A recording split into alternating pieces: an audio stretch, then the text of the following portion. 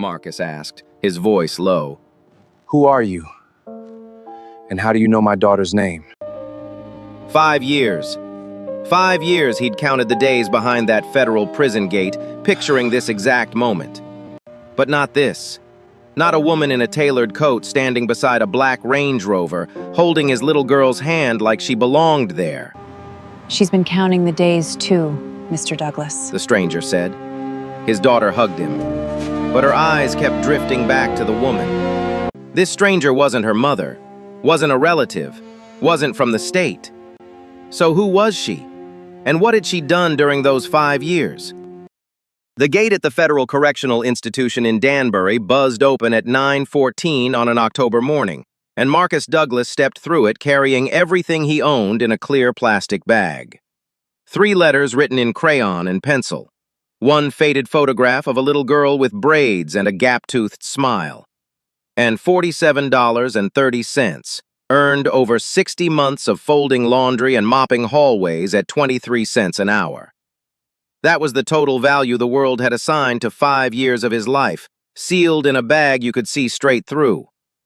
Freedom tasted like cold October air, and it tasted nothing like he had imagined. For 5 years, every space around him had been measured. An 8x10 cell, a 40-foot yard. Now the sky stretched out in every direction with no walls and no schedule, and somehow that felt heavier than the room he had left behind. Marcus was 32 years old, though he looked older, the way a man does when the years have been spent standing still while the world kept moving. Before Danbury, he had been a father in a cramped apartment on Wethersfield Avenue in Hartford, 400 square feet with 1 window and a kitchen that was really just a counter and a microwave. His wife had died when their daughter Lyric was barely 2, and after that it was only the 2 of them. He worked nights stocking a grocery store off Interstate 91 and mornings doing maintenance at a motel. And in the hours between, he learned to braid a little girl's hair and cut her grilled cheese diagonally because she refused to eat it any other way. Lyric had been born with sickle cell disease, the kind that turns a child's own blood against her and sends pain ripping through small bones without warning. The treatment was not optional. Blood transfusions every 4 to 6 weeks. Emergency visits when a crisis hit. The cost ran somewhere between $10,000 and $30,000 a year, and Marcus had no insurance because neither of his jobs offered any, and neither paid enough to buy it on his own. He had a daughter whose blood was trying to kill her, and a system that kept every legal door politely, firmly shut. So Marcus did what desperate parents do when every honest option closes at once. He opened a dishonest one. He got a fake identity card, then a second one. He forged pay stubs from a company that did not exist. He filed insurance applications under borrowed numbers, 12 fraudulent claims over 18 months, enough to get Lyric into treatment at a hospital where doctors stabilized her blood and managed her pain, and never once suspected that the cards their front desk photocopied were made of nothing but a father's refusal to watch his child die. He was not good at it.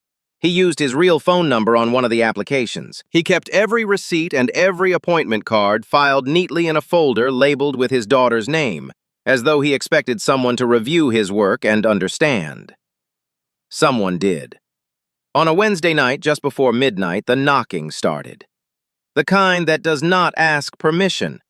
Federal agents filled the small apartment, spreading documents across the counter while Lyric slept curled around a one-eyed stuffed giraffe. They found the forged cards and the open claims, and beside them the thick folder of medical records, transfusion schedules, and discharge reports dated every 6 weeks for a year and a half. The evidence of his crime and the evidence of his love sat side by side on the same counter, and there was no way to tell them apart. Lyric woke up. She sat up in bed and saw her father standing in the kitchen with silver cuffs on his wrists, and she did not understand because she was 5. And all she knew was that strangers were in her home, and her father's face looked wrong. Marcus did not argue. He looked at his daughter and said the only thing he had. "Daddy's gonna come back. I promise." An agent guided him toward the door. Lyric started to scream, the kind of sound that has no words in it, only terror. A neighbor came, a caseworker was called, and 45 minutes after her father was taken, Lyric was carried out of the apartment clutching that giraffe so hard the stitching nearly tore. The judge gave Marcus 7 years. He served 5 and served them the way a drowning man holds his breath.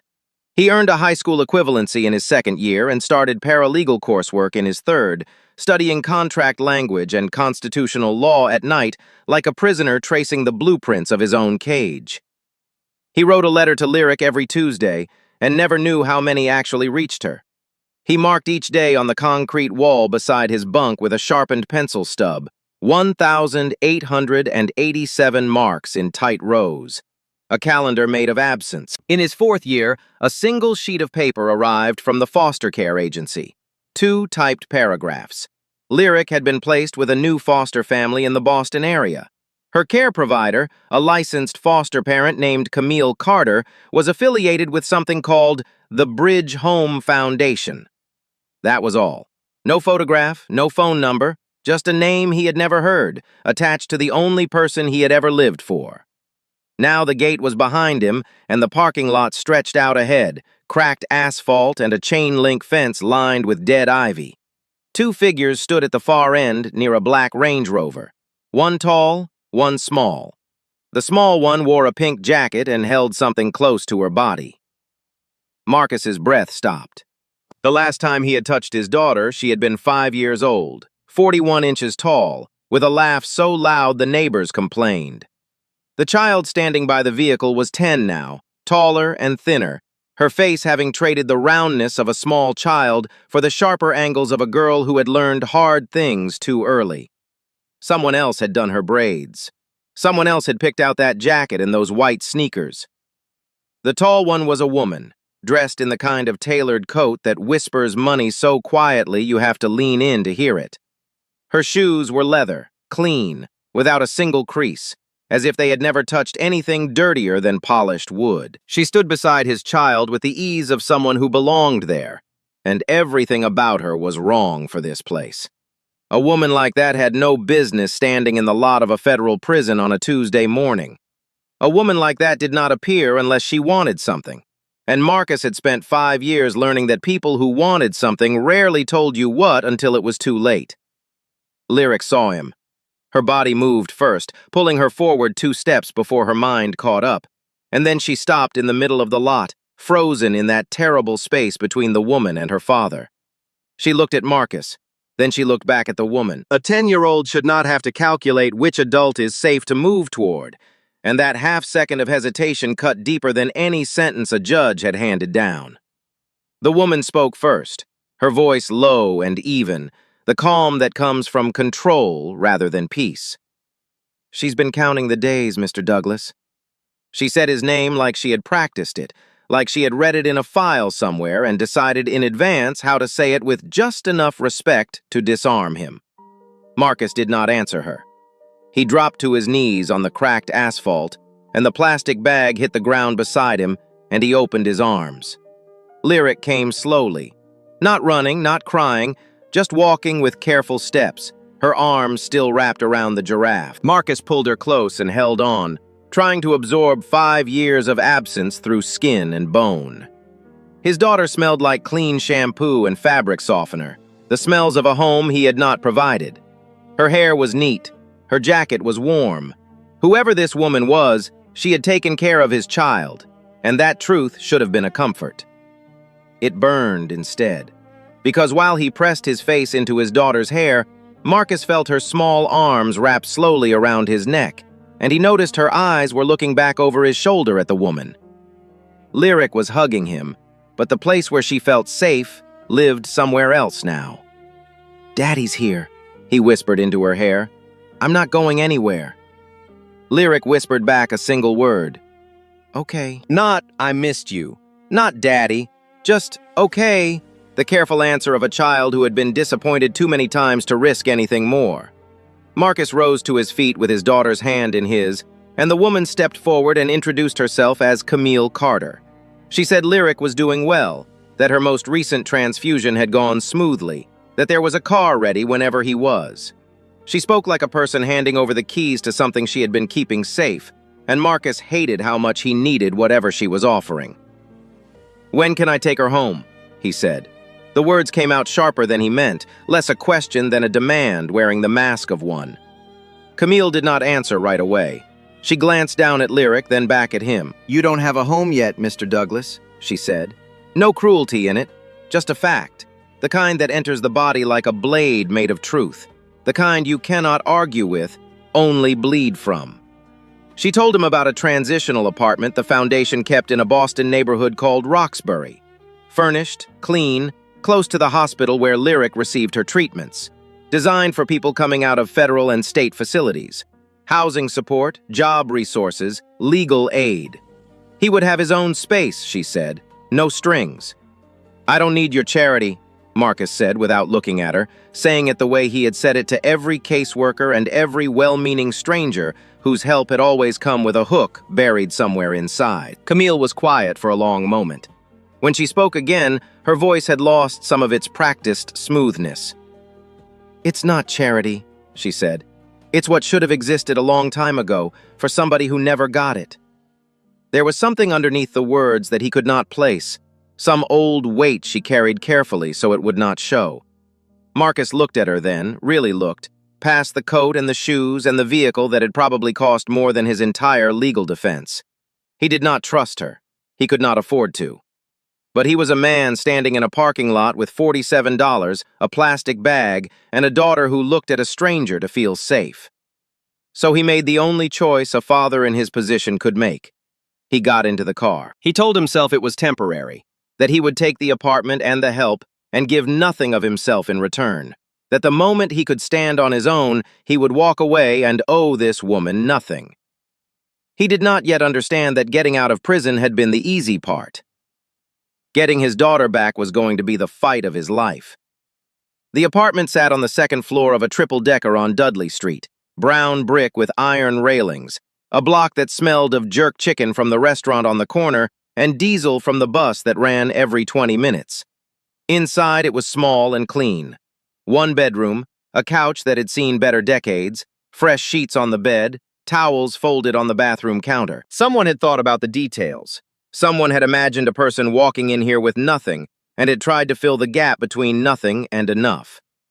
On the kitchen table, Marcus found a single typed sheet. Lyric's treatment schedule at the Boston hospital. Medication names, dosages, transfusion dates, a contact number for the department, emergency instructions for a crisis. Camille had left it without a word, not pointing to it like a trophy, simply placing it where he would find it, the way you leave a map for someone entering territory they have never walked. He read it twice, and every line reminded him that someone else had been learning his daughter's illness while he marked days on a wall 200 miles away. The world outside that apartment had moved on without leaving instructions. The coffee shop on the corner took orders through a screen. The bus required a card he did not have. People paid for things by waving their phones over little white boxes, and nobody carried cash, and nobody made eye contact. He had left the world in one decade and come back in the next. His release came with a list of conditions. Check in weekly with a supervision officer. Secure employment within 60 days. Maintain stable housing. Attend mandatory re-entry counseling. Violate any of it, and the remaining months of his sentence would come back like a door slamming shut. Employment was first, not only because the rules required it, but because no family court would ever consider restoring his rights to a father who could not prove he could provide. So Marcus applied. A hotel in the Back Bay needed housekeeping staff, 8-hour shifts, $14 an hour. The interview lasted 9 minutes, and the hiring manager seemed genuinely impressed that he had earned his equivalency and started paralegal studies while inside.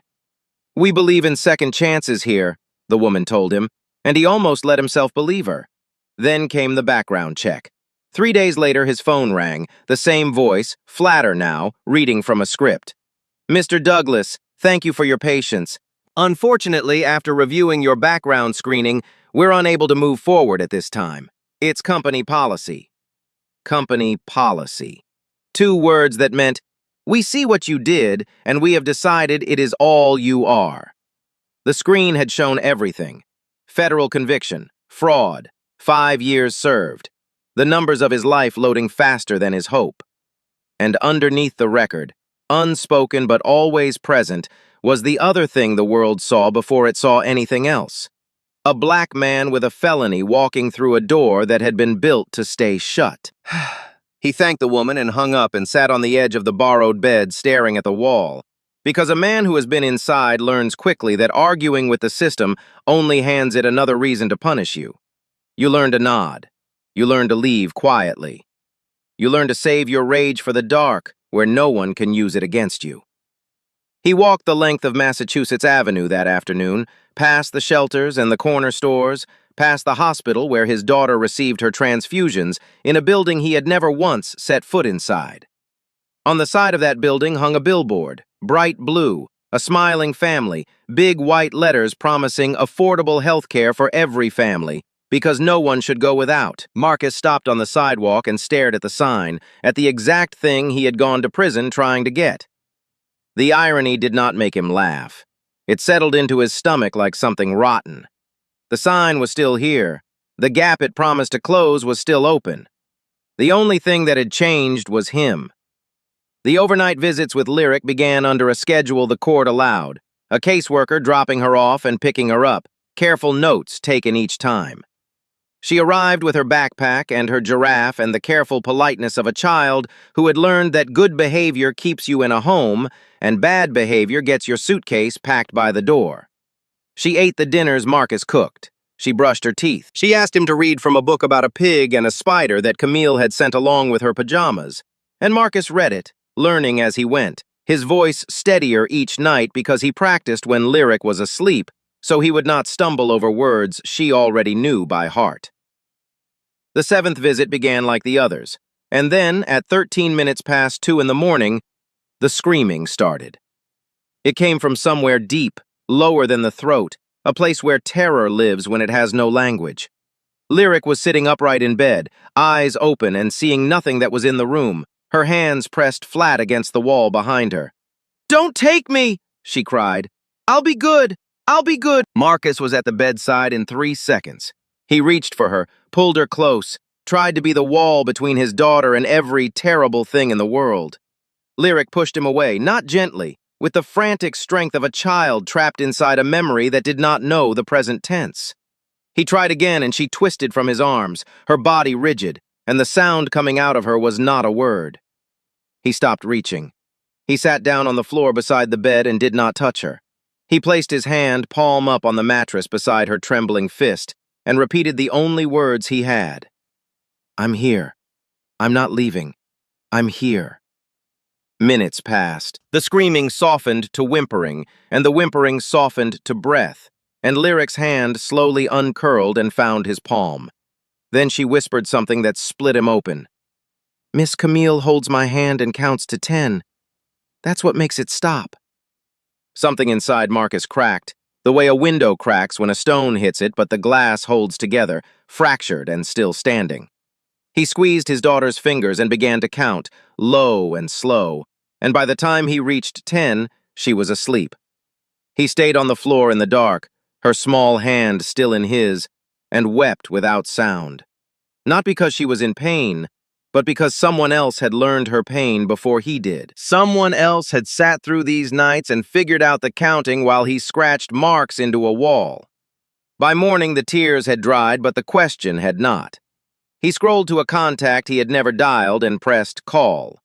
Camille answered on the second ring. "The counting thing," Marcus said, no greeting. "When did you figure that out?" The line was quiet a moment. "Month 6, Camille said finally, her voice softer than he had ever heard it. "After a lot of nights. I didn't know what I was doing either." For the first time, Marcus heard her not as the woman who had his daughter, but as a person who had been just as lost and just as scared. The call ended a few seconds later, and neither of them said anything else. And somehow that silence held more than a full conversation could have. Whatever wall he had built between himself and Camille Carter had a crack in it now, too. The truce did not last a week. Marcus found out on a Wednesday, sitting across from his supervision officer during a routine check-in. The woman opened a folder thicker than the usual one and slid it across the desk.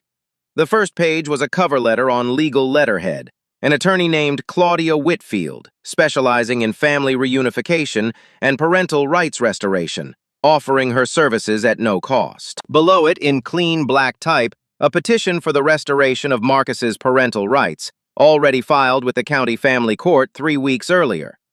And at the bottom of the authorization page, in ink, a signature. Camille Carter, funded by the Bridge Home Foundation. His prison education records, his clean disciplinary file, his employment history, the letters he had written to Lyric that had reached her over the past 2 years. All of it compiled, organized, and submitted to a court he had to face, without his knowledge, without his permission, without a single word. Marcus read it twice, and his jaw tightened, and his hands pressed flat against the desk. He did not thank the officer or ask a question. He took the folder, stood, and walked out. 20 minutes later, he was standing in the lobby of the Bridge Home Foundation, and when the receptionist tried to stop him, he walked past her and pushed open the door to Camille's office and set the folder on her desk like a person laying down a weight he could no longer carry. "You went behind my back," he said, his voice low and controlled, the kind of anger that does not shout because shouting would let it escape. Camille looked at the folder, then at him. She did not stand, she did not apologize. "I went behind the bureaucracy's back," she said. "There's a difference." "Is there?" Marcus leaned forward, both palms on the desk now. "You decided what I need. You decided how to fix my life. You filed papers with my name on them in a court I have to walk into, and you didn't think I deserved to know. I thought you deserved representation. You thought I couldn't handle it myself." The room went still. Camille's hands rested on the arms of her chair, and she looked at him with an expression that was neither guilt nor defiance, but something closer to recognition, the look of a person being shown a mirror they had been avoiding. "Do you know who else made decisions about my life without asking me?" Marcus said, and his voice cracked on the word but held. "The judge who took my daughter, the system that locked me up, the caseworkers who moved Lyric from stranger to stranger like she was furniture that didn't fit. And now, you. A woman with money and good intentions who figures that means she gets to skip the part where she asks." Camille opened her mouth and closed it again because she knew he was right. And the reason he was right was the same reason she had done it. She was a person who solved things. She saw a broken piece and reached to fix it. But Marcus had spent 5 years inside a place that made every decision for him, when to eat and when to sleep and when to speak. And the first person he had trusted enough to let near his daughter had done the very thing the system had done. "It's not the same," Camille said, though the conviction had drained out of the words. "It's exactly the same," Marcus answered. "The only difference is you think you're doing it out of kindness. But kindness that takes away a man's choice isn't kindness. It's control with better lighting." He picked the folder up off the desk. "I don't need you to save me. I need you to let me save myself. And if you can't tell the difference, then maybe you don't understand this work as well as you think you do." He turned and walked to the door and opened it, and the door closed behind him, and neither of them knew how to open it again. For 2 weeks he did not call. He did not answer the 2 voicemails she left, both short, both ending the same way, that Lyric asked about him every day. He worked double shifts at a laundromat on Dorchester Avenue, a narrow storefront run by a woman named Odessa Whitmore, who had never asked for a resume or where he had been, only whether he could fold. 6 in the morning until 2, then back at 4 until close. 14 hours of sorting and folding, his hands raw from detergent, his mind running the same math over and over.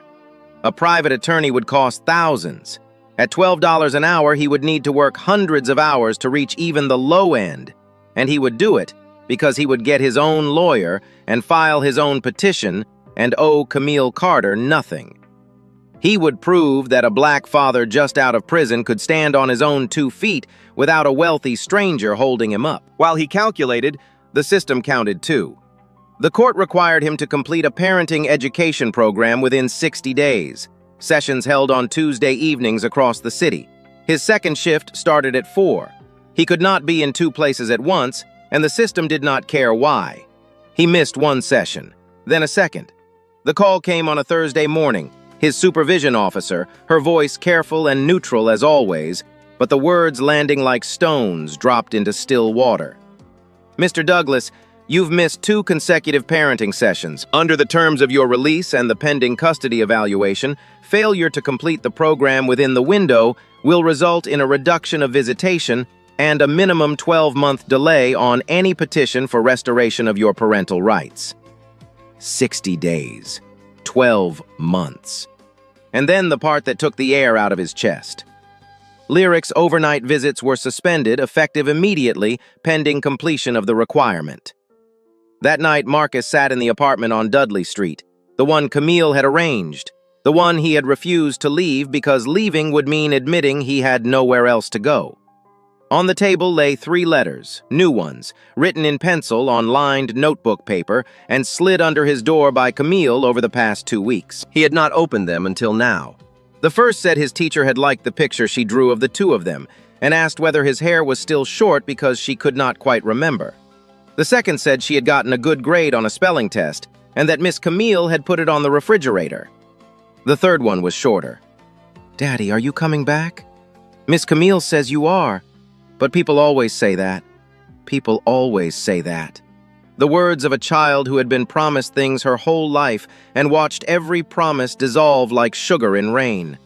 Foster families who said, "This is your home now," and packed her bag 3 months later. And a father who had knelt on a kitchen floor with cuffs on his wrists and said, "Daddy's gonna come back, I promise." Now his own words had come back to him, aimed at him from his daughter's hand. Not as comfort, but as evidence. Evidence that a promise from an adult was a currency that had been devalued so many times, it no longer bought anything. Marcus set the letter down and his hands were shaking, not from anger, but from the kind of clarity that arrives only when you have hit something solid at the bottom and there is nowhere left to fall. His pride had cost him the visits. His pride had cost him the one person he had endured 5 years to reach. And Lyric could not afford another adult who chose his own wounded dignity over her need for him to simply be there. He looked at his phone, at the contact he had not dialed since the morning after the night terror. He did not call because he forgave her. He did not call because his pride had left him. He called because of Lyric, because it had never been about him, and his daughter could not afford one more grown-up who got that backward. The phone rang twice. "Mr. Douglas." "I need help," Marcus said, 3 words that tasted like gravel and sounded like the bravest sentence he had ever spoken. "And this time I'm asking." Marcus arrived at the Bridge Home Foundation just before 9 that evening. The building was dark except for the lamp in Camille's office, the same light that always seemed to be on, throwing a warm circle across papers and photographs, and the cold remains of a coffee poured hours earlier and never finished. The walls of that office were covered in pictures, dozens of them. Children the foundation had helped place, families reunited, people at graduation ceremonies for re-entry programs, kids on first days of school wearing backpacks the foundation had paid for. Each photograph a small victory against a system that produced far more losses than wins. Marcus had been in this room before, had sat in that chair and looked at those walls, but he had never once looked behind Camille, at the shelf she kept closest to her. Tonight he saw it. A small framed photograph, the colors faded to the particular warmth of film from another decade. A man, thin, tired-looking, holding a little girl on his hip. The man wore a work shirt with the sleeves rolled up. The girl could not have been more than 6, and her arms were wrapped around his neck as though she would never let go. "That's my father," Camille said.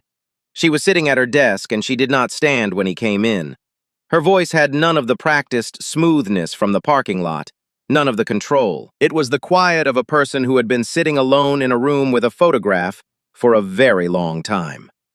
Marcus sat down, not across the desk, but in the chair beside her, and he waited. "His name was Walter," she said, looking at the picture. "When I was small, I had asthma. The bad kind. The kind that closed my throat at night while he sat beside my bed counting my breaths. The inhalers cost $400 without insurance, and we didn't have insurance, and he had a daughter who couldn't breathe." She told it plainly, one piece at a time, the way a person sets down something heavy so it will not shatter. Walter had worked at a pharmacy in a small town outside Boston, and over the course of 2 months, he had taken 3 boxes of the medication that kept her breathing through the night. $120 worth. The price of a pair of shoes. The price the court decided was worth more than a father's freedom. They gave him 4 years, Camille said. He died 14 months in. Heart failure. The prison medical unit had flagged his condition twice, and both times the request for a specialist was delayed. The reason written in the report was scheduling constraints. Her hands were flat on the desk now, mirroring the way his had been on that same desk 2 weeks earlier. I was 11. I never got to say goodbye. She had stood at the gate of a prison once, too, she told him. A little girl in a coat too thin for the weather, holding her grandmother's hand, waiting for a father who was supposed to walk out and never did. Her grandmother had raised her after that, on a small pension and long hours of alteration work, and had prayed over her every night like prayer was the only insurance she could afford. Camille had carried that grief through a scholarship, through law school, through years of quiet, relentless climbing, until she left the firm and built a real estate practice of her own, buying and renovating buildings across the city, turning that grief into money and the money into the foundation. She had spent 30 years building something tall enough to stand over the poverty that killed her father, a foundation and a savings account, and a life with shoes that never creased, hoping that if she made it big enough, the emptiness at the center would stop echoing. It never did. When Lyric came to me 2 years ago and I read your file, Camille said, and she looked at him for the first time since he had sat down, not the court documents, the real one, the medical records and the claims and the letters that reached her while she lived under my roof, I saw him. Same reason, same system. The only difference is you walked out of that gate. He didn't. Marcus did not speak right away. He had come here braced for an apology or an argument, for the tension between them to break open into something he could manage. That was not what happened. What happened was simpler and harder. He sat beside a woman who had been broken by the same machine that had broken him, separated by 30 years and a few hundred miles, and the blind luck that had let one of them come home. I'm sorry about your father, Marcus said. I'm sorry about your 5 years, Camille answered. 2 sentences, nothing more, and neither of them needed decoration because the weight was already there, built into every word by everything that had come before it. Marcus understood now why she had filed the petition without asking. She had watched a system move too slowly to save the person she loved, and she had sworn she would never watch it happen again. And in her certainty, she had made the same mistake the system made. She had decided for him. And he understood, too, why she had read every letter of his that reached the girl in her care, watching a father teach himself through the pages he sent his daughter. She had needed to understand the person on the other side of those walls, because she had never gotten to understand her own father as a grown man at all. They talked for another hour, not about custody or lawyers or court dates, but about the men and women they had lost, and the child they were both trying not to fail. When Marcus finally stood to leave, he stopped at the door and looked back at the photograph of Walter holding his daughter. He'd be proud of you, Marcus said. Camille shook her head. He'd tell me I work too much and my shoes cost too much. And for the first time since the parking lot, both of them smiled. That Saturday, Marcus cooked dinner. It was not a small thing. He had not made a real meal in more than 5 years, and the first thing he cooked was macaroni and cheese from a box, the kind with the powdered orange packet, because it was the one thing he knew Lyric had loved before everything came apart. Saturday nights used to be macaroni nights in the apartment on Weathersfield Avenue, back when she was small enough to stand on a step stool and stir the pot while he told her ridiculous stories about the noodles going on adventures inside the boiling water. Camille arrived at 6 and she knocked, which surprised him because it was the first time she had knocked on a door she technically held the lease for. She carried the book about the pig and the spider with a bookmark near the end, and 2 bottles of apple juice in a paper bag. Lyric had come an hour earlier with a caseworker under the visitation the 2 of them had petitioned together to restore, and the caseworker had taken her notes and left. For the first time, all 3 of them were in the same room with no officer and no schedule dictating the terms. Just a kitchen, a pot of macaroni, and a child who had spent her whole life being the reason adults either came together or fell apart. Lyric watched them, her eyes moving between the two of them, and she ate slowly, and for a long while she said nothing. Then she set down her fork. "Am I going to have to pick?" she asked, with the calm precision of a child who had been asking that question in her head for years, but had never been brave enough to say it aloud. In the world she had lived in, you always picked. You picked which adult got your loyalty and which one you kept at arm's length so it hurt less when they left. Marcus looked at Camille. Camille looked at him. Whatever had been built in that office 2 nights before out of shared grief and parallel scars, it held now across a kitchen table covered with a paper towel because Marcus did not own a tablecloth. He knelt beside his daughter's chair, at eye level, the way he had knelt in the parking lot in Danbury, except this time his knees did not shake. "No, baby," he said. "You don't pick." Camille leaned forward, her elbows on the table. "You've got both of us," she said. "That's how it works now." Lyric looked from one of them to the other, searching for the crack, for the place where this fell apart the way everything else always had. "Promise?" she said. That word. The one that had followed Marcus across 5 years and a state line and a parking lot. The one his daughter had thrown back at him in pencil on lined paper. He had made that promise once and kept it. Barely, imperfectly, 5 years too late, but he had kept it. And he understood now that this time it could not be his alone. He looked at Camille, and she looked back, and at the same moment, like two people who had rehearsed something they had never discussed, they both said, "Promise." Lyric studied them for 3 full seconds. Then something shifted in her face. Not a smile, not yet, but the first loosening of a knot that had been tied so long she had forgotten it was there. She reached across the table and picked up the one-eyed giraffe and set it upright in the center, propped against the salt shaker between her father's plate and Camille's glass. "He can sit in the middle," she said, "so he can see both of you." Nobody moved, and nobody needed to. The weeks that followed were built out of small, unglamorous things. Marcus completed his parenting program, every remaining session, after Odessa rearranged his shifts at the laundromat without being asked. "Go learn how to be a father," she'd told him. "The dryers aren't going anywhere." He started weekly counseling at a community center, sitting in silence through the first sessions because he had spent 5 years in a place where sharing what you felt was a vulnerability you could not afford. And then, slowly, beginning to speak. He kept sending money, too. $50 a week that he pressed into Camille's hand in the foundation lobby for Lyric's medical costs. Camille did not need it. Her resources could have covered the treatments for the next 300 years without noticing. But she understood what the money meant. It was not a payment. It was proof that Marcus was still Lyric's father, even when the paperwork said otherwise. Proof that he could provide, even if the amount was small enough to fit in an envelope. She never refused it. And she never told him she was depositing every dollar into a savings account she had opened in Lyric's name, so that someday, when the time was right, he would find it and understand. When a position opened at the foundation for a peer support specialist, Marcus applied on his own at the public library on Dudley Street, because Camille had learned, painfully and precisely, that offering him things he had not asked for was the fastest way to lose his trust. He listed his qualifications on the form, his equivalency earned inside, his paralegal coursework, the dozens of applications he had submitted since release, the one job that had said yes, the parenting program completed, the counseling attended, the clean record of a man who had not slipped once.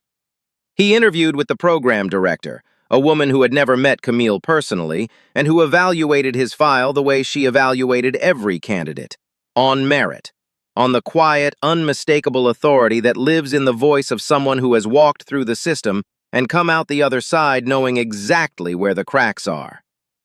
He was hired to do for others what no one had done for Walter 30 years before, to meet them at the gate, to help them find housing and work through the paperwork and answer the phone at 2 in the morning when the walls of a borrowed apartment started closing in.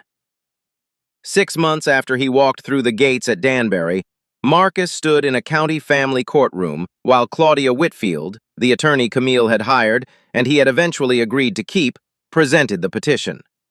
The file was thick now, employment verification and a housing report, and counseling records and letters of support, one from Odessa, one from his counselor, one from Lyric's school, and at the bottom, a letter from Camille Carter, foster parent of record, formally supporting the transfer of custody to the child's biological father. The judge read it all, turning the pages slowly the way judges do when they want you to know the weight of your life is being measured with care.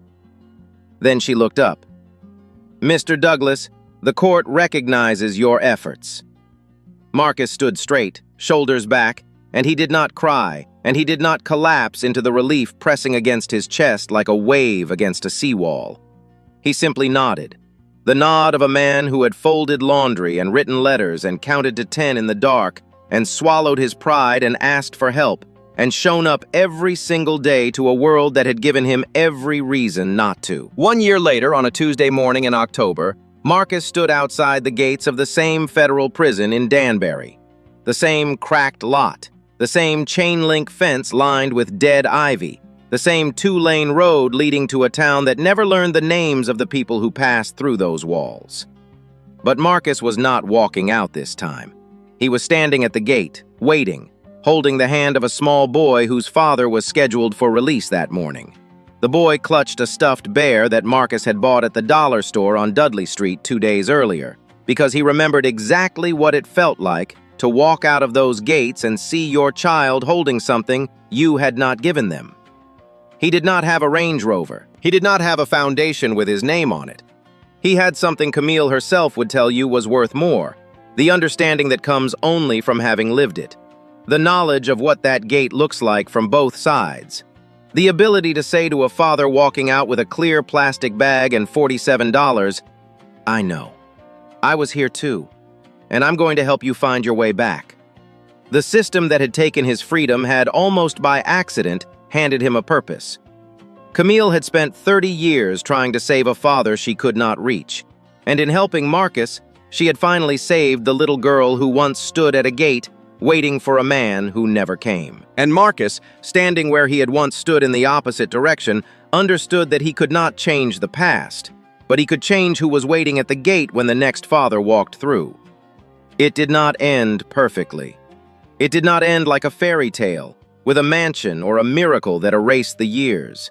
It ended with a man holding a child's hand in a parking lot, with a borrowed apartment that had become a home, with a one-eyed giraffe sitting in the middle of a kitchen table, and with two people who'd had every reason to fight each other, choosing instead to fight for the same child. It ended the way real stories end, not with everything fixed, but with enough put back together to keep going. And maybe that's the part worth sitting with for a moment. Marcus wasn't a villain who turned good. He was a father who ran out of legal doors and did the only desperate thing left, and then spent years paying for it in a currency far more expensive than the debt he'd been trying to cover. The label the world handed him, felon, said everything about 1 week of his life and nothing about the 1,800 days he spent trying to become someone his daughter could come home to. Here's what his story quietly asks of us. When we meet someone whose worst decision is stamped on a background check, we're seeing the end of a long story we were never told the beginning of. We don't know what door closed on them or how many they knocked on first. A person's lowest moment is a fact about their life. It was never meant to be the whole definition of it.